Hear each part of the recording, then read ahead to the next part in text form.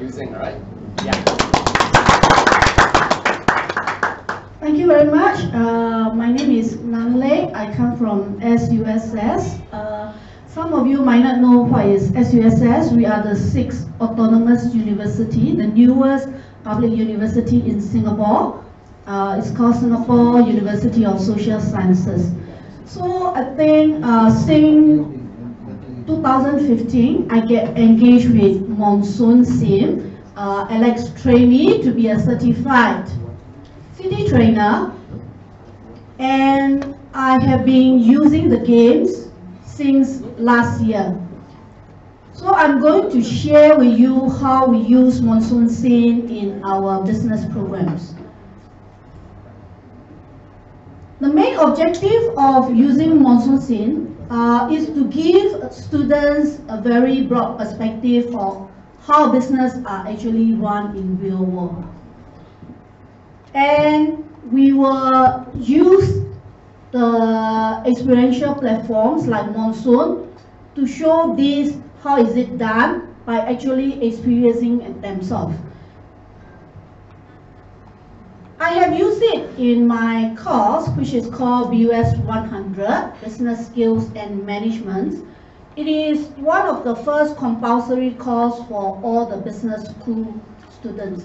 So last year, I have started using it in my course. So when we first run it, there are 500 full-time students last year, and we run it in the first week, that means in the first sessions. Basically, the programs are run in 3-hour seminar styles, and it is just part of the modules in a way that I also teach other stuff. Okay, so I give them an overview of what Monsoon is about. So we have all the 12 functions or 12 modules, and I actually ask the students, I think quite similar to what Pyramid has done, before, because we don't want to waste any time during the class, 3 hours, to sign up and so on. So in SUSS, we use a lot of e-learning. We use a platform called Canvas. So I will upload these instructions prior to the class, asking them to sign up using their SUSS email, and then they need to create their 4-digit passwords. And you will be amazed, even with these instructions, the first week they come in, they forget about their passwords. Okay? And it is always an issue that they need to reset, and then the email was not received, and then we could not start the games in the first 15 minutes. Okay, after a while, I give up. Okay, I say, okay, if you cannot join the teams, so how do we form the teams? So I even have to write down all the details in the PowerPoint PDF that I share with them. That's about 3 pages. So log into this site, join a live game. So I will only give the game code in the class itself. No point giving them earlier, they will surely forget. Okay? And some of them don't even bother to check their email. So how do you actually join the game? Create, depending on the class, so we have about 40 students in one class. I will create about 10 teams. Right, and then 2 will be any random, or now it's a good thing that I have robots. So sometimes I don't tell them which teams are robots, so I will just ask them to form the team. So forming a team is also an issue because they don't know each other in the first class. So generally they sit in the circle. So I will just say that, okay, 5 of you, team A, join team A, 5 of you, so dynamic. Because if I pre-assign some student didn't come, then that might be an issue. So whoever that is present, the latecomer, join whichever team doesn't have enough people. Okay, that's how I do. After a while, after they join all the teams ready, after successful login, they are supposed to see, okay, for me, what I do, I start all the 12 modules. I'm really following what Alex. Me too. Okay, never mind. Me too. Say start 12. Let them have an overview, right? So in the class, I will just tell them, do you see this? Okay, once I start the games, you all can start playing. Then some students say, we are playing the games, what are we doing? So I give them some background about, okay, you have a virtual company, your company is selling apple orange, and then you can go to each and individual function below to find out what you can do with that, right? Class environment, so I just give an overview, never explain what each department does, okay? And as a business school students, a lot of them come for polytechnics and some A-level, especially for the A-level students. None of them has worked in any company for internship before. They do not know what is procurement, what is stock out, so on and so on. Some of them may say that, oh, I'm not doing finance, right? My major, because we have 5 business programs, accountancy, finance, we have supply chain business analytics, and general business. So some people will say, I don't have to learn about finance because I'm from marketing. I say, are you sure? You don't need to know your finance because you are in that. That doesn't give you a leeway of you want to escape. So the overall objective, I think, after I heard what some of the city trainer has shared, is not about the silos, and especially if you are joining. My idea is to tell them, in the business world, unless you are joining a very big company, in a small, medium enterprise, you are doing everything. In Singapore term, we call it bao ka liao. Okay? You do everything. It doesn't matter whether you are trained in finance or trained in marketing, you have to do everything, and you have to understand how the business are run. So I say it's important, it's a virtual game. You must play the game, okay? No escape for that. So I set a warm-up, 18 days, and as a courtesy for them, I reset after the warm-up.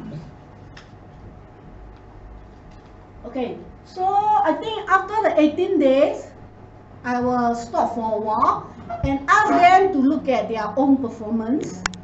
And of course, I also share, right, how the teams are performing and so on.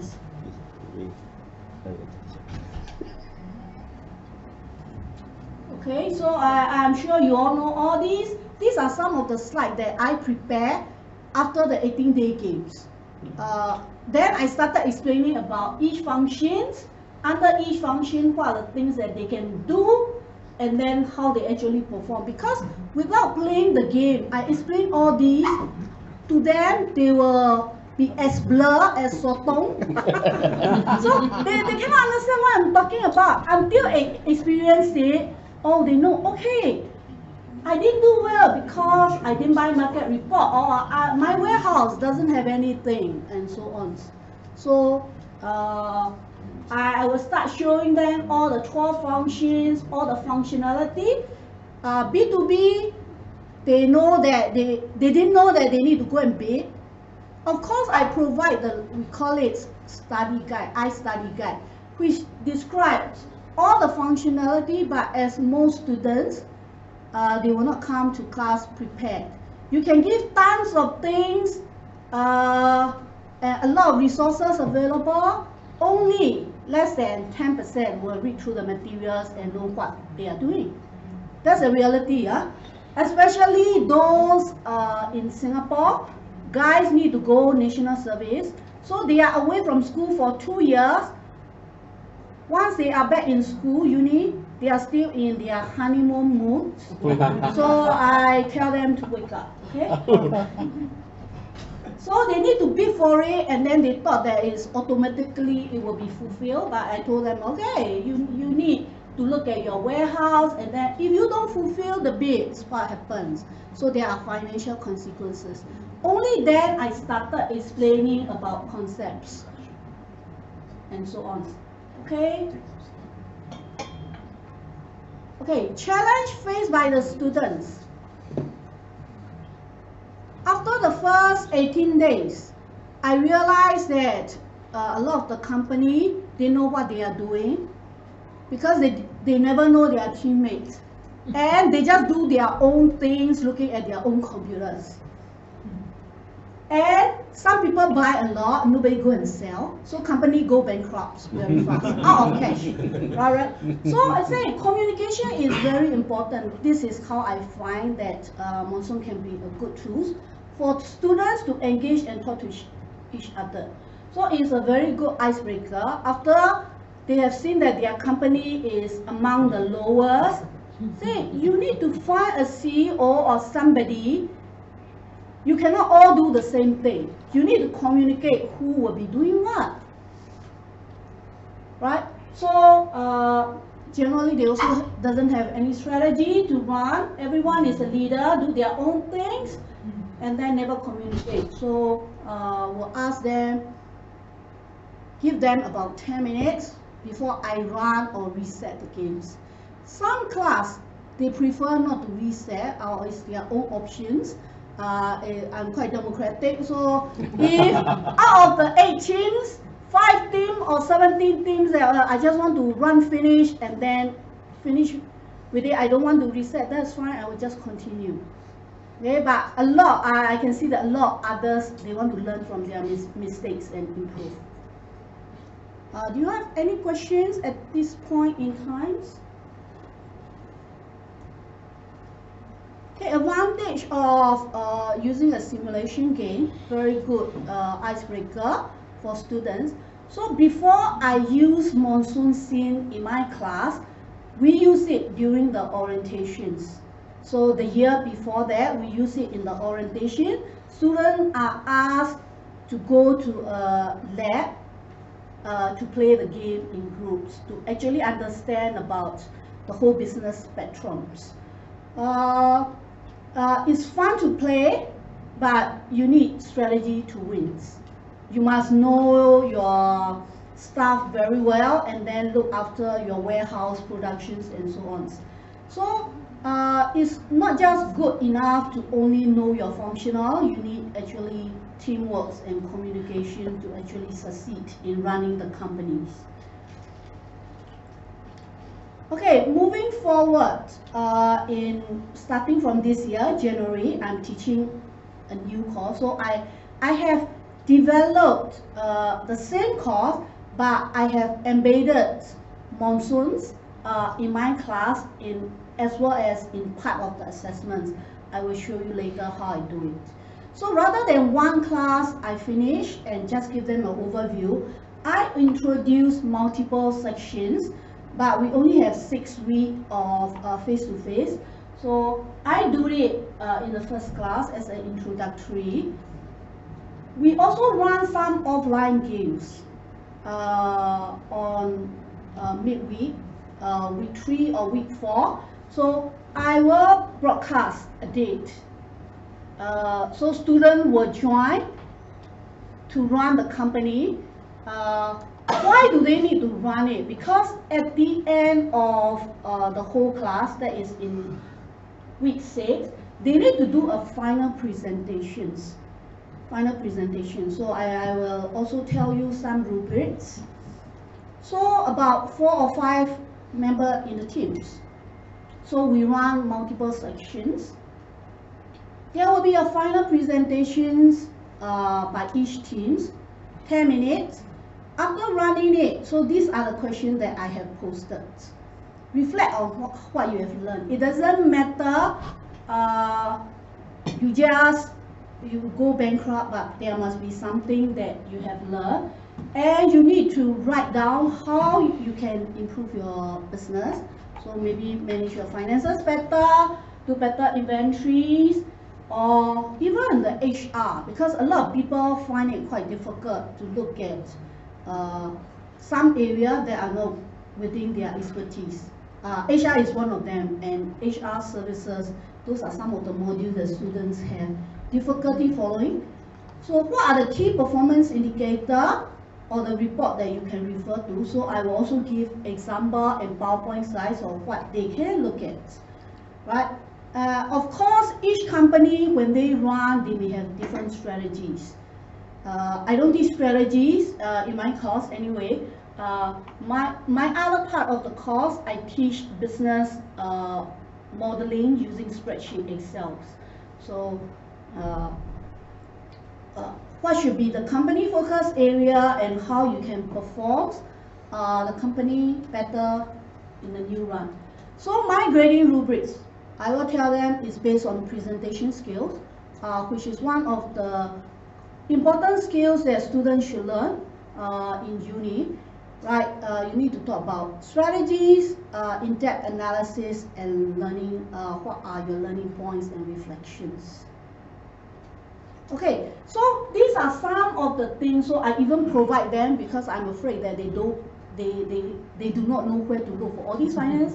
So I provide some screenshots so that they can take a look, and then they can incorporate these within their PowerPoint presentations. I know I provide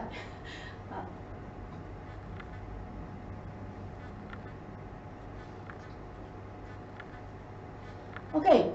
I also tell you that I use spreadsheets in my course. So I set one assessment questions.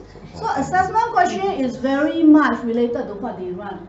So I say, okay, she operated a company. So we have, while they are running monsoons, maybe they have no idea, they just set the selling price. They do not know whether they make money or how much margins are they talking about. So in these assessments, right, we talk about cost of goods sold, and in reality you may have rental costs, you have 5 staff that will cost her how much, and then marketing. So I talk about, I think Abby talked about price elasticity. Somehow I have that. We also talk about price elasticity, price and demand. So I say, okay, the apple juice, the cost of goods sold is $10, right? You can sell it at 14. The demand per day is 400, right? Orange, $12 unit price is, selling price is this, and so on. So the assessment question asks them to build a spreadsheet to analyze the company finance. So they need to look at all the expenses, how much they are going to sell, what's the profit margins, and profit and loss. So if the company want to increase the profit margin by 10%, what should be the selling price? So they learn about gold seed and silver. So it incorporated, and for every $1 price increase, the demand will drop by 20. What's the relationship? Basically, they need to build the trend line and so on using spreadsheet Excel. And what's the demand if the selling price is $17? And finally, right, what will be the new selling price for all the juices if the company want to earn 20% profit margins? Your model should include the price elasticity of the demand. So how do you get the solutions? I give them some hints of using solver. So somehow, this assignment that I've given to them, they have not worked on it yet. I will share a little bit more if I have a chance next time, how the student performs and feel for the tests or exams and so on. Okay, so that's how I incorporate Monsoon in my class teaching. I don't fully use Monsoon, but it's a very good platform to give them an overview.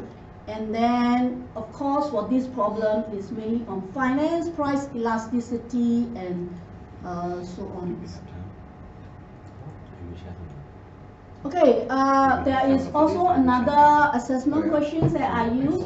So using your experience for running a virtual company, describe how you can actually increase your revenue through B2B or provide customer service, reduce your operational expenses. What are the key performance indicators in HR? And how do they, right? How do they need to manage the risk and give a detailed explanations of the recommendations?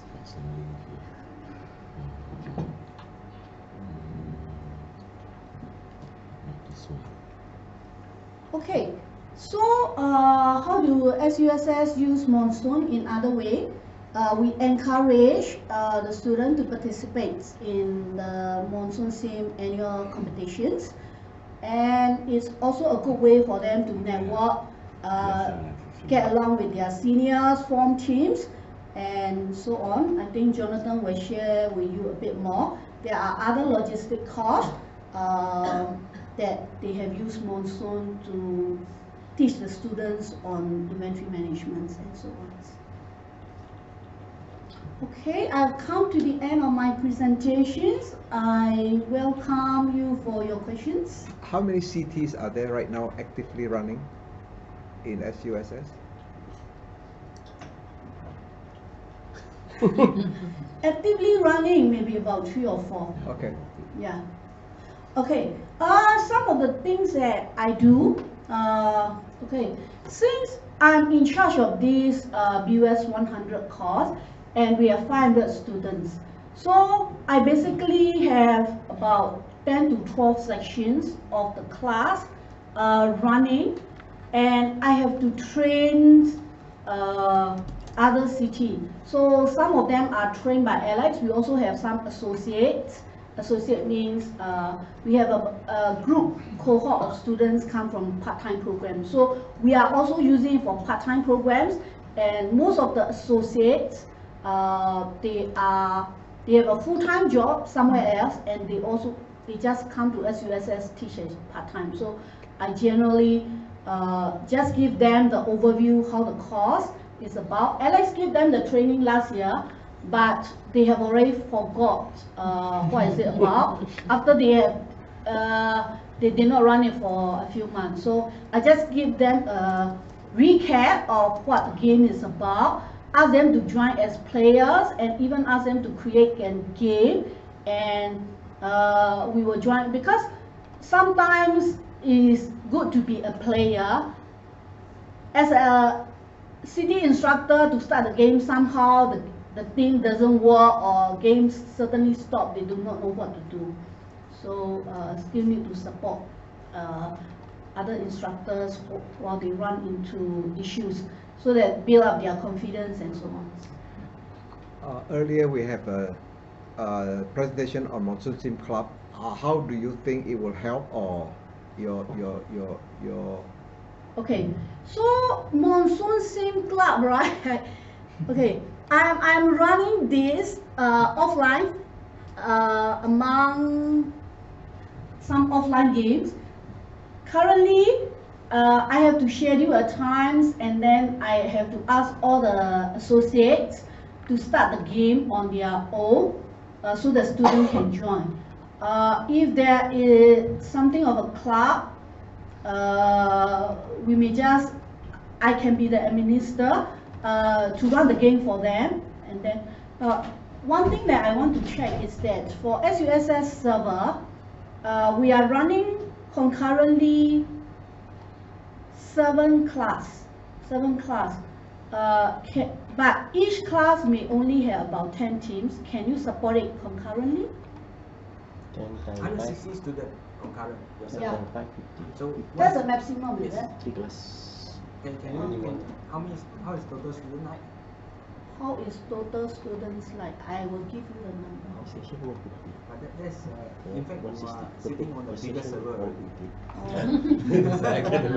server is Because the web. 10, 50. We need more than 160. Then what? You can take it offline, no problem. Yeah. So please go on. Okay. I think I'm almost done with my A question from the presentation. floor? Do you all have any questions? Then Yes? What does it mean by offline game?